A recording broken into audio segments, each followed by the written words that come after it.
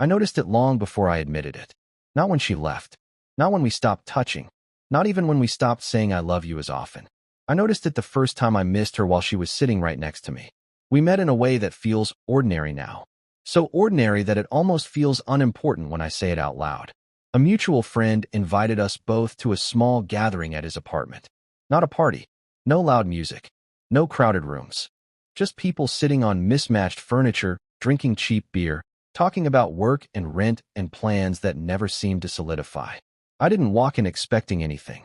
I wasn't looking for someone. I wasn't in a dramatic place in my life. I was just tired. Tired in the quiet way you get when you've been living alone too long and haven't admitted you're lonely. She was sitting on the floor when I noticed her. Back against the couch. Knees pulled in. Listening to someone talk about a job they hated. Not checking her phone. Not half paying attention. Just listening. That alone made me curious. Later, when the group shifted and conversations broke into smaller pieces, I ended up sitting near her. I don't remember what I said. Probably something small. Something unimportant. She answered in full sentences. Not long ones. Not short ones. Just enough. We talked about where we grew up. About how neither of us felt like we belonged to the city, even though we'd both been there for years. About how strange it felt to be approaching 30 and still feel like we were improvising adulthood. She didn't try to impress me. She didn't overshare. She didn't perform. She spoke like she wasn't trying to become a version of herself I would like. She was just herself. When the night ended, she asked if I wanted her number. Not in a bold way. Not in a shy way. Like it was the most natural thing in the world. I said yes. On the walk home, I didn't feel excited. I didn't feel nervous. I felt calm. That stood out to me. We didn't text constantly. A message here. A reply hours later. Sometimes the conversation stretched. Sometimes it ended naturally. There was no sense of urgency. No pressure to impress. Our first date was coffee. Middle of the afternoon. No alcohol. No dim lighting. Just two people sitting across from each other, talking. We stayed longer than we planned.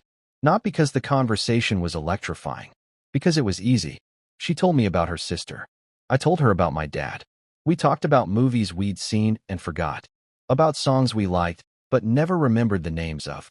Small things. Human things. When we said goodbye, she hugged me. Not too long. Not too short. Just long enough. I remember thinking, I could do this. Not marry her. Not plan forever. Just keep seeing her. Just keep walking next to her and see where it went. So I did. We built something slowly. Dinners after work. Grocery shopping together. Walks with no destination. Long conversations in bed that wandered from childhood memories to random thoughts to complete silence. She had a habit of telling me things the moment they happened. Not big things. Small things. A weird comment from her coworker. Something her mom said. A thought she had while driving. She didn't save stories. She didn't curate them. They came out as they existed. And I loved that. It made me feel close to her in a way I hadn't felt with anyone else. Like I was standing near her internal world, not waiting outside it. I started doing the same. If I had a bad meeting. If I felt insecure about something. If I was excited. If I was confused. I told her. Not because she fixed anything. Not because she always knew what to say. But because saying it to her felt like setting something down. She became the first person I reached for. I became hers. It didn't feel like dependence. It felt mutual. Natural. We moved in together after almost 2 years. Not after some grand conversation. Not after a big decision. It just happened. We were already spending most nights together. Already splitting groceries. Already leaving clothes at each other's places. Keeping 2 apartments felt unnecessary. So we found one. Small. Old building. Thin walls. Windows that let in good morning light. It wasn't special. But it felt like a place where real life could happen. The first months were full of small adjustments. She liked doing dishes immediately. I liked letting them sit. I left cabinet doors open. She noticed. I forgot. We argued about where to put the couch. We laughed about how bad we were at assembling furniture. At night, we talked in bed. Not always about important things. Mostly about our days. What annoyed us. What made us laugh. What we were worried about. Sometimes we fell asleep mid-sentence. There was a sense that no matter what happened during the day, we would process it together before sleeping. Looking back, I think that's when I felt safest. Not because everything was perfect. Not because we never had tension. But because I didn't feel alone inside my own head. Somewhere along the way, that started changing. Not suddenly. Not dramatically. quietly. At first, I thought she was just tired. Work had gotten busier. Longer days. More responsibility. Of course she was exhausted. Of course she didn't always feel like talking. Sometimes she'd come home, drop her bag, and go straight to the shower. Before, she usually sat next to me first. Told me something small. Now she didn't. She'd come out, sit on the couch, scroll on her phone. If I asked how her day was, she'd say, fine, or long. I'd ask a follow-up. What happened? She'd shrug. Just work stuff. At first, I pushed a little. Not aggressively. Just gently. But her answers stayed short. Then I stopped pushing. Not because I didn't care. Because I didn't want to feel like I was prying. I told myself this was normal. Long-term relationships settle. People don't talk constantly forever. This is what stability looks like. But something felt different. She wasn't unloading. She wasn't venting. She wasn't reaching. She was already processed. Already finished. I started hearing about things later. In passing. Oh yeah, I told Jenna about that yesterday. Mark thought that was funny when I told him. Small sentences. But each one landed heavier than it should have. Because I used to be the person she told first. I didn't say anything. Not because I was scared. Because I didn't know how to explain the feeling. How do you say, I miss being your first thought, without sounding childish? Without sounding needy? Without sounding like you're asking to be someone's entire world? So I stayed quiet. And quiet became my default. I started editing myself. If something happened at work, I asked myself if it was worth mentioning. If I felt stressed, I told myself she was already tired. If I felt hurt by something small, I told myself it wasn't a big deal. I began carrying things instead of handing them to her. Not because she asked me to. Because I didn't feel invited anymore. We still said I love you. But it started sounding automatic. Like punctuation. Something you say because it belongs there. Not because you're actively feeling it in that moment. We still slept in the same bed. But more nights were spent facing opposite directions. Not in anger. Not in tension. Just separate. I started missing her in small ways. Not missing her body. Not missing her presence. Missing the version of her who used to look at me when I spoke. Missing the version of her who used to tell me things before telling anyone else. Missing the feeling of being included in her inner life. And the strangest part was, she was still there. Still coming home. Still sitting next to me. Still existing in the same space. I was missing someone who hadn't left. That's when I knew something was wrong. Not in a dramatic way. Not in a we need to break up way. In a quiet, heavy way. The kind that sits in your chest and doesn't ask for attention. Just waits. The realization didn't come as a single thought. It came as a pattern. A collection of small moments that started lining up in my head whether I wanted them to or not. One night, we were sitting on the couch watching something neither of us was really paying attention to. She laughed at her phone. Not a big laugh. Not loud. Just a small, genuine one. I glanced over automatically. What's funny? I asked. She kept looking at the screen. Oh, Jenna just sent me something. What did she send? She hesitated. Then said, I'll show you later. Later never came. It wasn't that she was hiding anything. I believed that. It was that sharing with me wasn't instinct anymore. It was optional. I didn't say anything. I told myself I was reading into it. But once you notice a shift, your brain starts cataloging. I noticed how often she took calls in the other room. Not secretively. Not whispering. Just elsewhere. I noticed how she'd come home already calm. Already processed. Whatever stress she had experienced during the day had been worked through with someone else. I was getting the finished version. The summary. Not the raw one. I noticed how she talked about her future. I'm thinking about taking a trip this fall. I might apply for a different position. Not we. Not maybe we could. Just I. It wasn't intentional. That was the worst part. It felt unconsidered. Like I simply wasn't part of the mental picture anymore. We still functioned well. Bills got paid. Groceries got bought. Chores got done. If someone looked at us from the outside, they would have said we were solid. But solidity isn't intimacy. We were efficient. Not close. I started realizing how much effort I was putting into pretending I was fine. Not for her. For myself. I kept telling myself this is what long-term relationships look like. They're quieter. They're calmer. They're less intense. All of that is true. But there's a difference between calm and empty. I felt empty in a way I didn't know how to explain. The moment that finally broke through my denial happened on an ordinary Tuesday. Nothing special. Nothing symbolic. I came home early from work. I had finished a project and decided to cook. Not a grand gesture. Not a romantic plan. Just something warm. Something shared. I texted her. Home early. Making dinner. She didn't reply. I assumed she was busy. I cooked anyway. Pasta. Simple. I set the table. 2 plates. 2 forks. I lit a candle and almost laughed at myself. Then I left it. She came home about an hour later than usual. She walked in, dropped her bag, and said, "Hey." "Hey," I said. "Dinner's almost ready." She nodded and went to wash her hands. When she came back, she looked at the table. "Oh," she said. "You cooked?" "Yeah. Thought we could eat together." There was a small pause. Not dramatic. Not tense. "I already ate," she said. "I grabbed something with Jenna after work. Forgot to tell you." She said it like information. Not like an apology. Not like something that mattered. "Oh," I said. She sat down anyway. Pulled out her phone. I served myself. We sat there in silence. She scrolled. I ate. She didn't ask how my day was. She didn't ask why I was home early. She didn't notice the candle. She wasn't being cruel. She wasn't trying to hurt me. She just didn't think of me. That was the moment. Not because she ate without me. Not because plans changed. But because it hadn't occurred to her to tell me. Hadn't occurred to her that I might be part of the decision. I realized then that I wasn't the person she checked in with anymore. I wasn't the person she reached for. I was the person she came back to after everything else. There's a difference. I didn't say anything. I didn't know how. If I said, "You forgot about me," it would sound small. If I said, "I feel invisible," it would sound dramatic. So I stayed quiet. But something in me shifted. Once you see it, you can't unsee it. After that, I noticed everything. Not in a paranoid way. In a tired way. I noticed how often she said, "So I told Jenna," instead of, "I wanted to tell you." I noticed how she laughed more freely on the phone than she did with me. I noticed how I stopped reaching.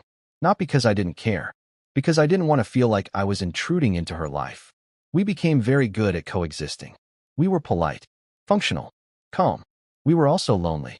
At least I was. I thought about leaving. Not in a concrete way. Not with plans. Just as a passing idea. What would it feel like to live alone?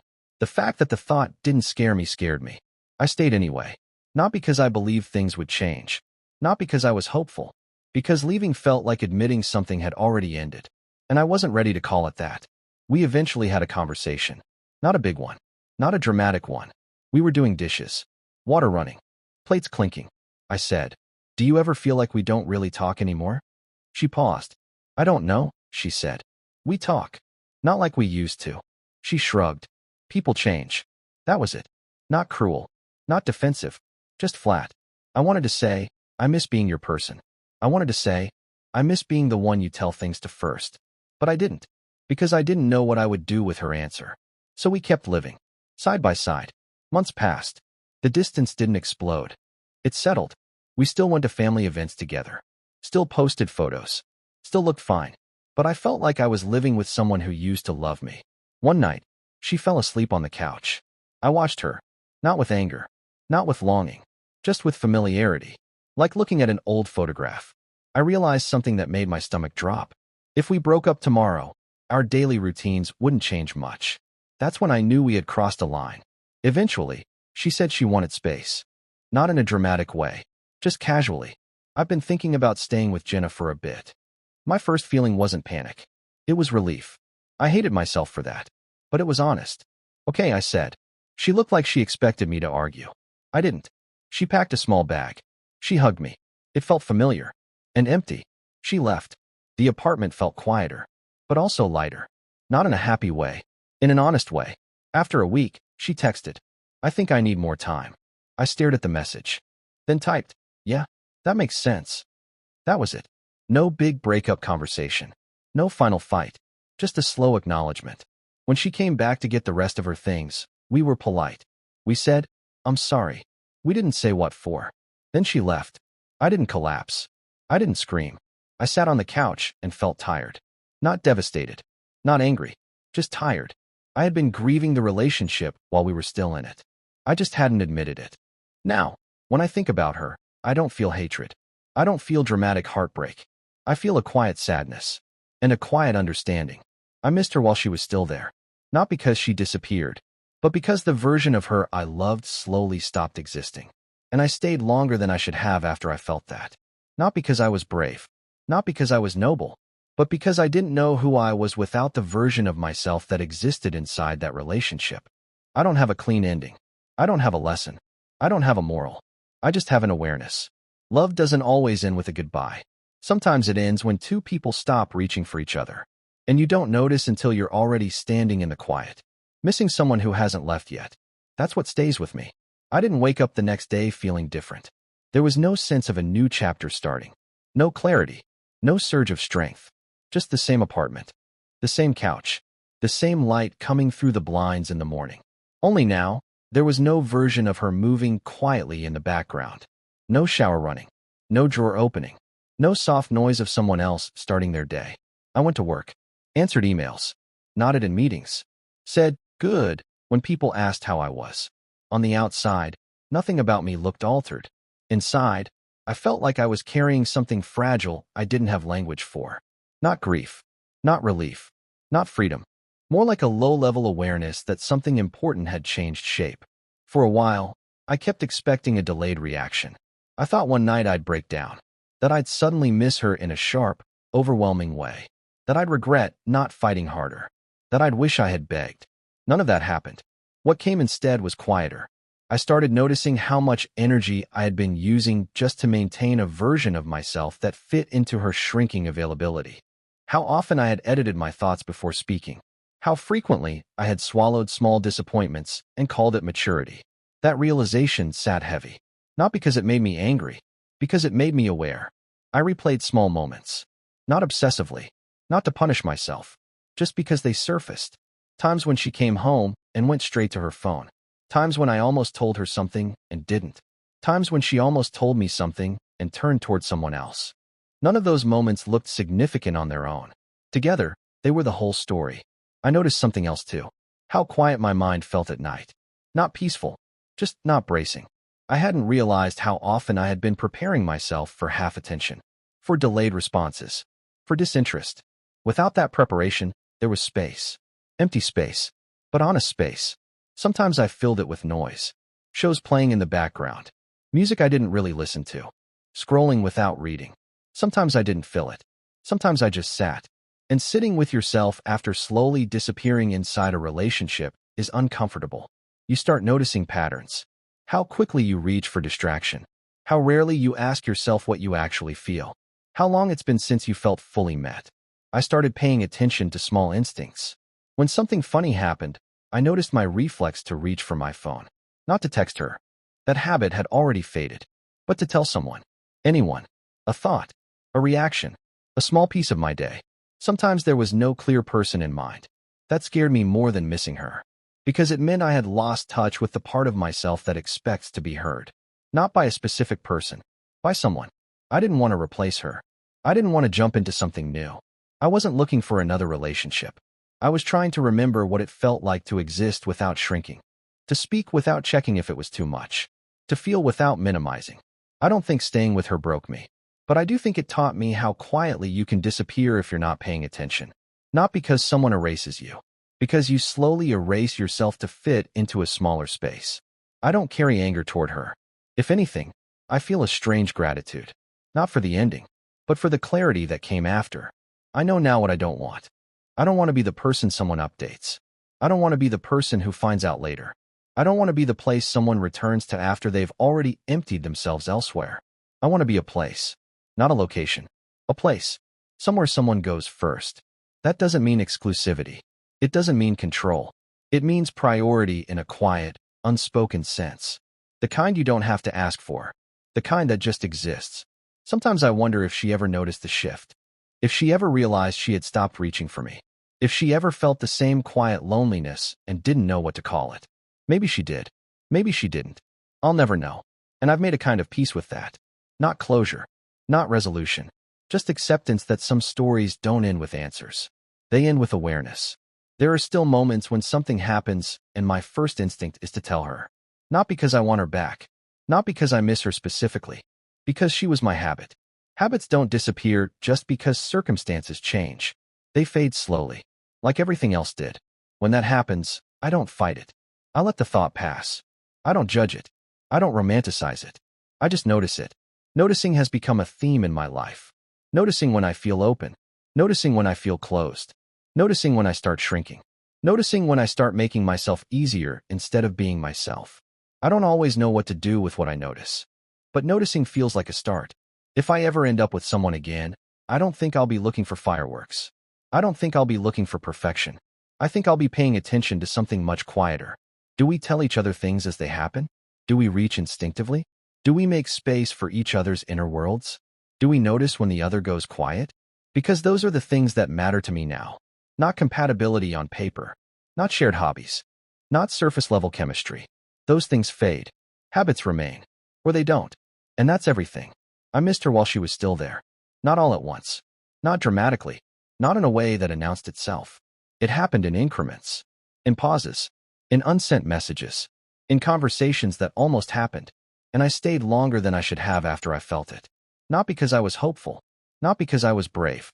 But because I didn't know who I was without the version of myself that existed inside that relationship. There isn't a triumphant ending to this. I'm not suddenly healed. I'm not suddenly wiser. I don't have a neat conclusion. I just have a clearer understanding of what it feels like to slowly lose someone without losing them. To grieve a relationship while you're still inside it. To miss someone who hasn't left yet. That's the truth I carry now. Quietly. Like everything else in this story.